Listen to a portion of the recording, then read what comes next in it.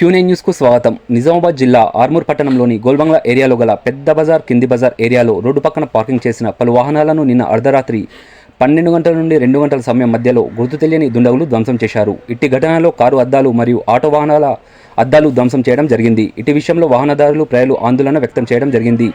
ఇట్టి విషయంలో ధ్వంసం జరిగిన వాహనదారులు పోలీసులకు ఫిర్యాదు చేయడం జరిగింది. దీనిపై విచారణ జరిపించి విధ్వంసానికి పాల్పడిన వ్యక్తులను కఠినంగా శిక్షించాలని, ఇటువంటి చర్యలు పునరావృతం కాకుండా పోలీసులు తగు జాగ్రత్తలు చేపట్టాలని ప్రజలు కోరుతున్నారు. దీనిపై పోలీసు విచారణ జరుగుతున్నట్టు తెలిసింది.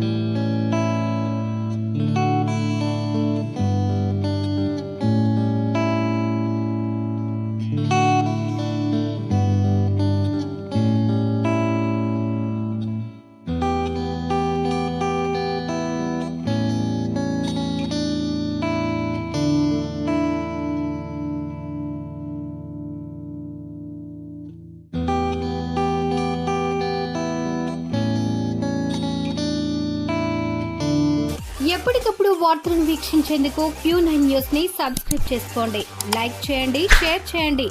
విలువైన సమాచారాన్ని ముందుగా మీరే తెలుసుకునేందుకు బెల్ బటన్ ని క్లిక్ చేయండి.